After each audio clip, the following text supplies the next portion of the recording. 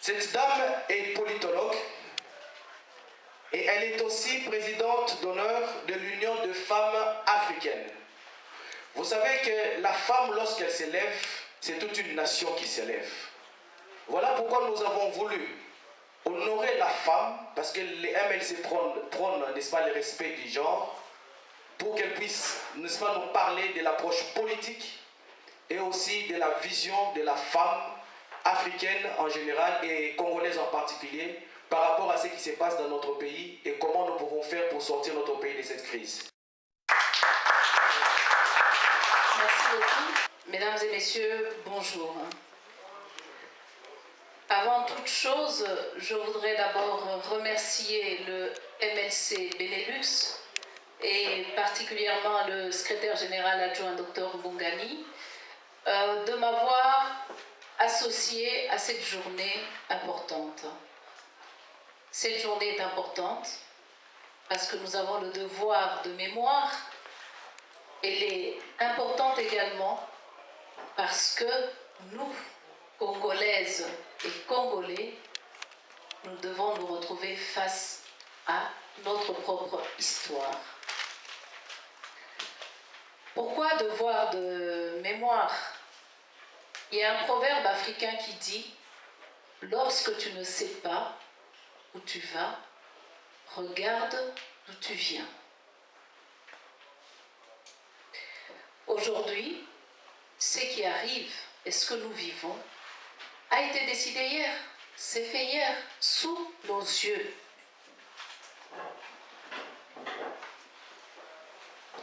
Il y a beaucoup de questions qu'on peut se poser.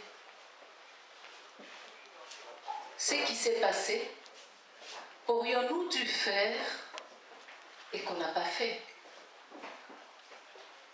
Quels ont été les choix politiques que nous avons faits, les actions que nous avons choisies? Étaient-elles suffisantes, pertinentes, efficaces, efficientes?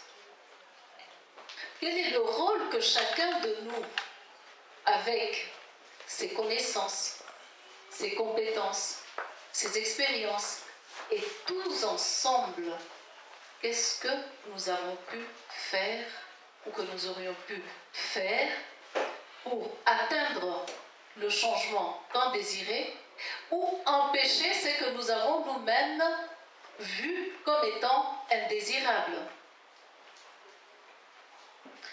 Mesdames et messieurs, ces questions m'ont beaucoup taraudé et ont orienté mon intervention aujourd'hui. Ce qui arrive au président Bemba, à qui je rends hommage, est arrivé à beaucoup de leaders congolais avant lui. C'est étrange, on a la même chose. Ces leaders congolais, considérés comme indésirables par certains, mais patriotes par d'autres. À tous ces leaders congolais, dont la plupart étaient en avance sur les autres, dont la plupart avaient une vision pour le Congo, un idéal pour le Congo, à tous ces leaders, y compris le leader du MLC, je voudrais rendre hommage aujourd'hui. Cette situation rappelle étrangement la fable de La Fontaine, le loup et l'agneau.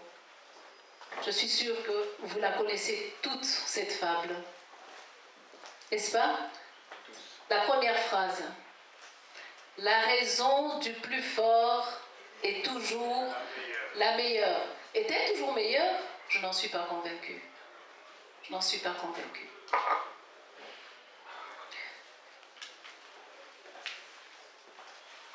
J'aimerais revenir sur le rôle des Congolais et des Congolaises face à l'histoire. J'avais dit tout à l'heure, ce qui se passe aujourd'hui, c'est décidé hier. Et nous étions témoins ou pas, attentifs ou pas, alerte ou pas, courageux ou pas. Parce qu'il nous faut du courage pour prendre position. Parce qu'il faut le courage d'empêcher le cours des choses, de jouer ce qu'on appelle les empêcheurs, de tourner en rond. Ça demande un courage. Avions-nous eu ce courage? Je pose cette question parce que le secrétaire général a dévancé en parlant de la situation globale du pays. Je remercie parce que ça me fait l'économie. Je ne vais pas devoir brosser cette situation. Il a parlé des prochaines échéances électorales. Ce qui va se passer en 2016 est en train de se préparer maintenant. Politiquement, diplomatiquement, sur le plan organisationnel. Nous sommes là. Ça veut dire ce qui arrivera en 2016. Il ne faudra pas qu'on se retrouve là comme des spectateurs. Quelles sont les leçons que nous avons tirées des élections 2006? Quelles sont les leçons que nous avons tirées des élections 2011?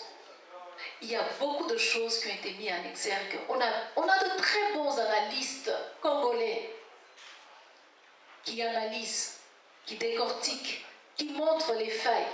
C'est-à-dire qui nous mettent un peu tous les éléments dans un plat. Qu'est-ce que nous en faisons? Depuis longtemps, ils disent, sans recensement, la voie est ouverte à la tricherie. Il y aura nombre des populations inconnues qui vont voter. Depuis le commencement, ils disent, la base même de l'organisation des élections est tronquée, qu'il faut reviser ça. Depuis le commencement, ils dénoncent la manière même dont on a mis en place la commission électorale indépendante. Ils disent qu'il faut reviser ça depuis le commencement. Nous sommes là avec une opposition faible. Le docteur Bongani l'a dit. Une opposition qui n'est pas encore arrivée à la mesure de contrer ce qui se passe au niveau politique. Mais on va contrer ce qui se passe comment? Avec la situation qui prévaut au pays. Et il a évoqué, j'aimerais m'attarder là un instant. Il a parlé de la problématique de la sécurité en RDC. Oui, le pays est occupé. Le pays est occupé. On parle de l'accord cadre d'Addis Abeba. Cet accord qui a été décortiqué par des analystes congolais qui ont montré les faiblesses de cet accord, a commencé simplement par le fait que les acteurs qui participent à cet accord sont les agresseurs. Qu'est-ce qu'on peut en attendre? Quand Ban Ki-moon vient au Congo et qu'il demande que le président du Rwanda prenne ses responsabilités en tant que leader pour amener la paix, la sécurité dans la région, nous sommes là, nous l'entendons. C'est-à-dire, les mêmes qui vous agressent vous imposent un accord et vous imposent la ligne de conduite. Et là, j'aimerais vous rappeler, chers compatriotes, nos adversaires sont toujours forts de nos faiblesses. Nos faiblesses. C'est-à-dire, toutes les actions que nous menons jusqu'ici, nous n'avons pas encore réussi à mener des actions d'envergure qui puissent contrer réellement ce qui est en train de se passer sur le terrain. Raison pour laquelle nous devons continuer et persévérer. La sécurité. Il y a quelques jours, il y avait une conférence ici sur le site ALMA sur les armées en République démocratique du Congo, de la force publique au FARDC. Un panel de militaires. Il y avait le général Mokobo, que vous connaissez. Général sous les phases, forces armées zaïroises, formé à l'école royale militaire ici. Il y avait M. Jean-Jacques Wondo, un ancien de l'ERM, qui a ma liste et qui a sorti ce livre, Les armées au Congo-Kinshasa. Ça se vend ici à Matongé. Le troisième intervenant, c'était le colonel Vanès. Le colonel Vanès, il est belge, mais c'est lui qui coordonne toute l'action sécuritaire en RDC.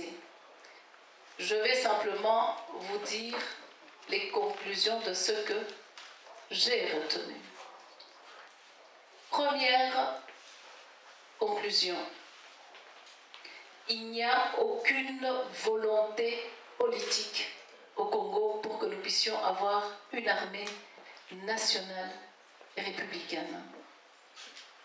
Deuxième conclusion. Il n'y a pas d'État au Congo. Troisième conclusion. Il n'y a pas de pilote.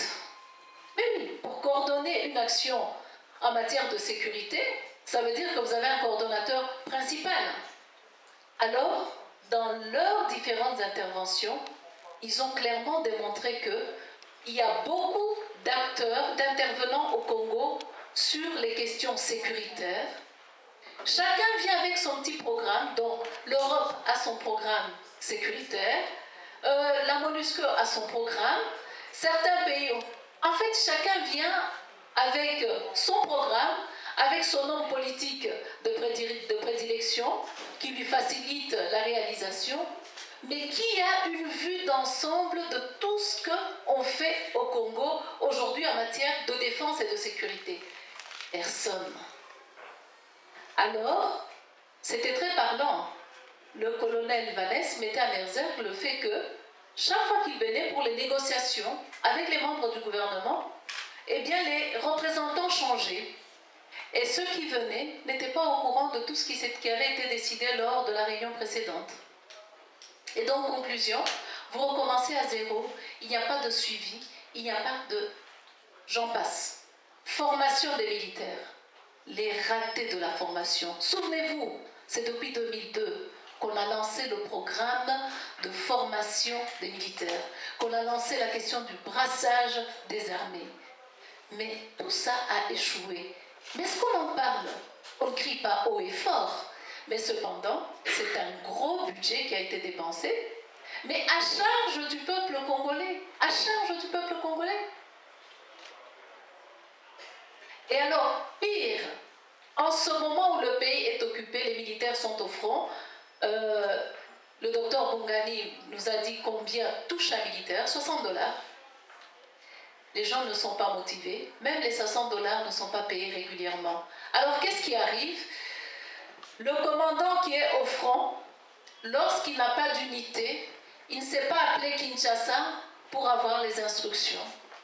Soit son GSM n'est pas chargé, soit il n'y a pas d'unité. Conclusion, les hommes d'affaires qui sont là, sont la corruption aidant, honnêtes, on corrompt, et bref, il n'y a rien de sérieux qui se passe sur le terrain. Alors, moi, je vous pose la question. Dans un tel contexte, où nous n'avons pas d'armée, nous n'avons pas d'État, où allons-nous? Où allons-nous? Parce que, pour qu'il y ait État, il faut que nous ayons véritablement des hommes politiques, des patriotes, des hommes politiques, pas des politiciens comme nous les connaissons aujourd'hui, mais des hommes politiques qui sont appelés à être des hommes d'État. C'est-à-dire, au vu de la situation, ils se disent que nous amenons quelque chose de nouveau, une innovation dans la manière d'aborder la situation, dans la manière de gérer le pays, dans la manière de traiter les dossiers, les grands dossiers du pays, pour que nous ne nous retrouvons pas dans le pétrin demain. C'est de cela dont le pays a besoin aujourd'hui. J'ai parlé de l'accord d'Addis Abeba. Je ne vais pas... Je vous fais vraiment l'épargne de l'analyse de cet accord parce que ça a été longuement présenté par des analystes congolais. Je voudrais m'arrêter sur la responsabilité. Ce qui se passe au pays, ce n'est pas le seul fait de la responsabilité du gouvernement. Il y a une responsabilité collective. Tant que nous resterons sur la position où nous disons c'est le gouvernement qui a fait ça, qui nous amène là. Nous nous disculpons, nous ne voyons pas notre propre responsabilité, non seulement dans ce qui se passe, mais surtout dans la relève du pays. Ce n'est qu'en prenant conscience de la responsabilité collective qui est la nôtre face à ce qui se passe que nous pouvons réellement envisager les voies et moyens pour sortir le pays de cette situation. Vous allez nous dire, oui, mais notre responsabilité, où et comment? C'est vrai que nous sommes ici ensemble, vous et moi dans la diaspora. Mais nous avons un rôle à jouer, un rôle important. Si les autres au pays sont terrorisés, sont tués, parce qu'ils osent dénoncer haut et fort, mais ici, nous pouvons le faire. Nous pouvons nous organiser. Nous pouvons prendre position par rapport aux dossiers importants. Je vais citer un exemple. On nous a parlé dernièrement des contrats chinois, avec toutes les mésaventures et tout ce que l'État congolais est en train de perdre. Les contrats chinois est un des exemples des grands dossiers économiques que nous, Congolais, on ne regarde pas attentivement. Ça devrait nous intéresser parce que tous ces dossiers économiques conditionnent le devenir des Congolais demain. Les conditions de vie de nos populations sont tenues par ces grands dossiers économiques. Donc, ce n'est pas l'affaire du gouvernement, c'est notre affaire à nous tous. Quelle a été la prise de position des Congolais de l'extérieur par rapport à ces dossiers économiques? Il n'y en a pas eu. Et pourtant, nous avons ici des économistes, des experts, à qui nous pouvions simplement demander d'analyser, de nous donner des éléments que nous pouvons vulgariser pour que chacun de nous comprenne ce que ça signifie et l'impact que cela aura sur nous, sur nos familles, sur nos populations, sur l'avenir du Congo, afin que nos discours ne soient pas simplement des discours vains, mais que ce soit des discours de responsabilité, des discours qui poussent à l'action, à poser des gestes qu'il faut et quand il faut.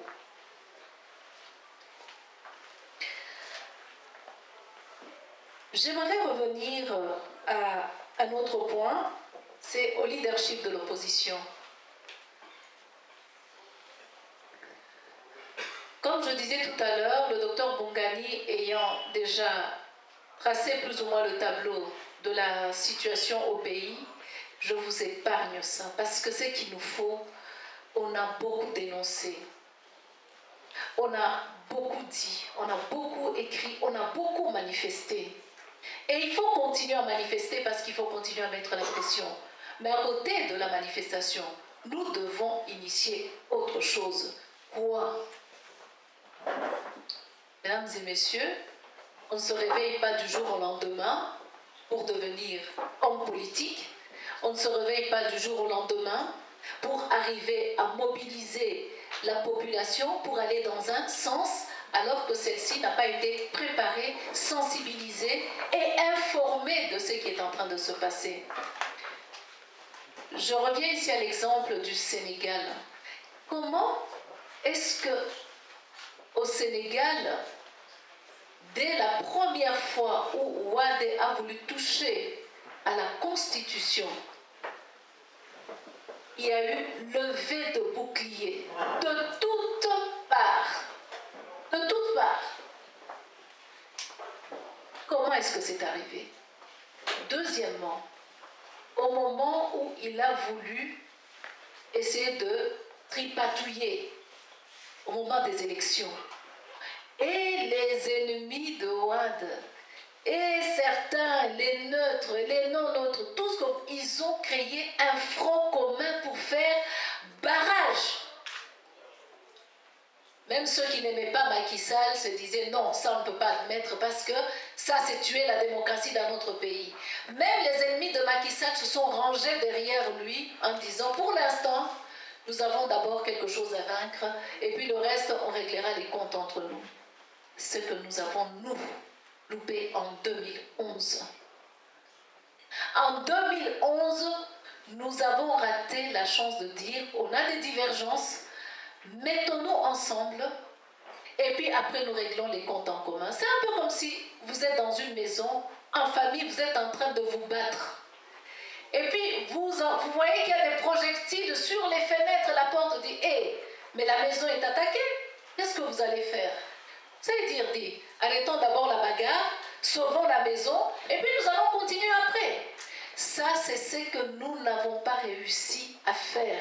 Et si nous ne prenons pas conscience de ça maintenant, et que nous ne prenons pas les résolutions qui s'imposent maintenant pour transcender les divergences d'ordre politique, philosophique, ethnique, et j'en passe, nous serons condamnés. Il faut que nous arrivions à un moment à dire, on n'est pas les mêmes, on ne deviendra pas les mêmes, je ne serai jamais de gauche ni de droite, je ne sais, mais nous sommes un seul peuple. Et notre pays est en danger.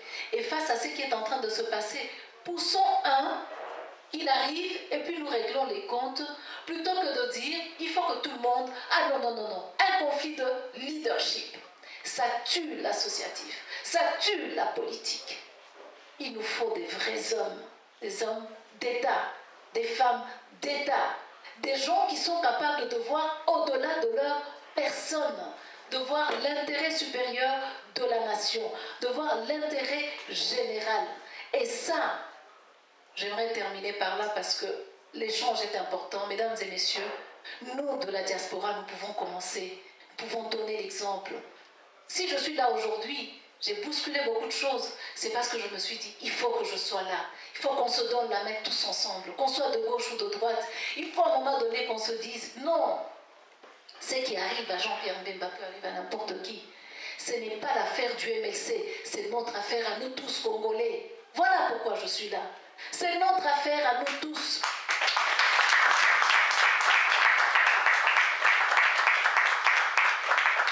Mesdames et messieurs, mon souhait c'est que lors des échanges, nous pouvons vraiment, que nous puissions arriver à sortir d'ici, chacun, vous comme moi, avec une résolution, avec des actions possibles, que nous allons commencer non pas dans un mois, non pas dans 2 mois, dans 3 mois, non demain.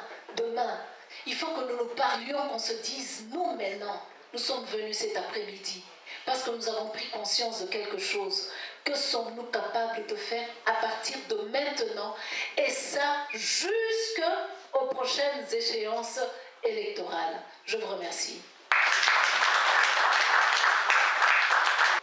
Papa Pierre Mouilly qui vient d'arriver. Il va faire un témoignage à l'égard de M. Jean-Pierre Mbemba.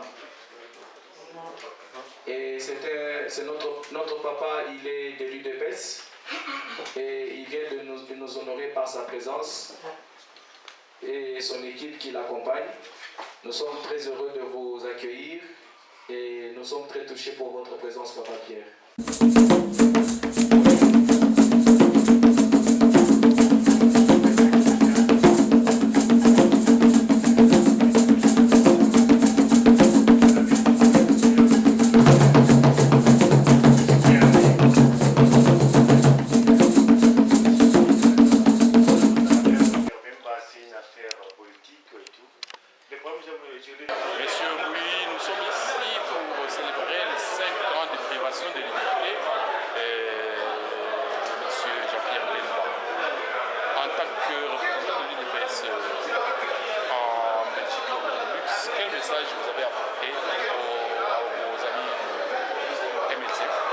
C'est leur rappeler que cette journée est une journée de méditation, de réflexion. Et que nous devons nécessairement, dans de telles circonstances, nous rappeler l'historique, nous rappeler aussi que notre pays est un enjeu international et que c'est dans ce cadre-là que cette arrestation, que je dirais, cette détention politique a lieu. Et nous devons réfléchir sur les tenants et aboutissants, puisque ce n'est pas pour la première fois que de telles choses se sont déroulées dans l'histoire de notre pays. Alors j'ai été pour rappeler aux jeunes générations que nous avons déjà un tel cas avec Moïse Tchombé en 1964-1965. Et ces circonstances-là, il faut que les gens les sachent, puisque les mêmes causes produisent les mêmes effets quand on ne tire pas les leçons des expériences passées. Et un message tout droit en direction de la nouvelle génération. La nouvelle génération a besoin de nous. À de telles circonstances, elle doit venir pour percevoir le message, pour pouvoir continuer la lutte s'il le faut, puisque cette lutte, pour les hommes, c'est temporel, mais pour un peuple, c'est une lutte de longue haleine. Alors, elle doit être là pour savoir comment faire face à la situation, justement. Et il faut que les aînés transmettent le message aux jeunes générations pour qu'ils prennent leur courage de leurs mains, eux qui ont surtout grandi dans des milieux comme celui-ci, qui sont entourés de libertés publiques que nous, on n'a pas connues, et pour pouvoir agir et agir. Donc il ne faut pas toujours répondre à des enjeux politiques par des développements juridiques. Il faut, quand il y a un enjeu, des problèmes politiques, il faut répondre de manière politique aux problèmes politiques. Et ici, nous sommes dans des états de droit, nous devons montrer que ces cas nous préoccupent réellement. Est-ce que la communauté l'a démontré? Donc c'est ces messages-là qu'il faut donner pour qu'on se prenne en charge finalement. Monsieur Moui, nous vous remercions. Merci aussi.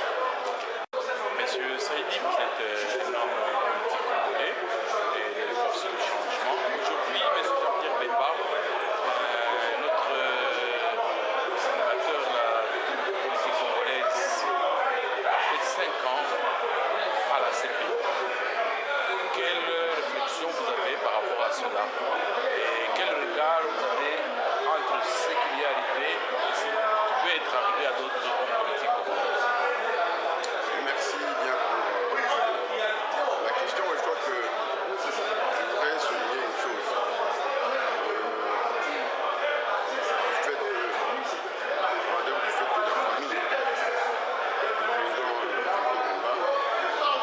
qui était aussi présent, et l'émotion s'est fait sentir.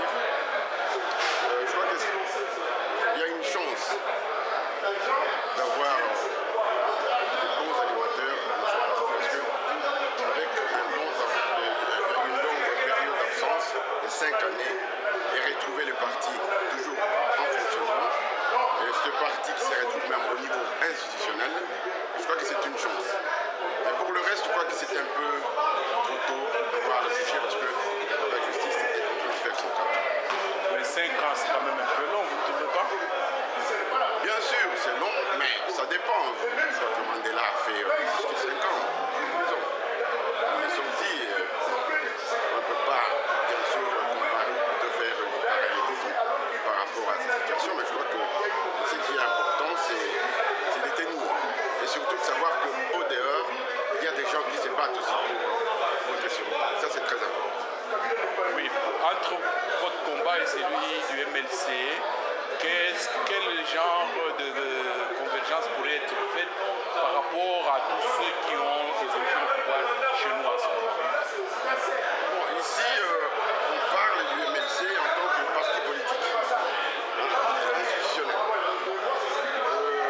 Notre mouvement, notre formation politique est en quelque sorte extra-parlementaire, mais ce n'est même pas le combat de retrouver un pays dans une situation de bonne gouvernance, un pays où les gens peuvent s'exprimer correctement, où les gens peuvent manger à sa faim, où les gens peuvent aller aux soins médicaux et étudier, tout ça. Voilà, donc c'est un pays où on peut espérer faire comme nous le faisons ici avec nos enfants. Donc c'est ce pays-là que nous rêvons, nous, en tant qu'acteurs politiques. Et un dernier mot? Le dernier mot, je voudrais saluer le courage de la population congolaise. Et encore une fois, qu'on se maintienne toujours debout, parce que ce qui se passe maintenant, je crois que c'est une forme de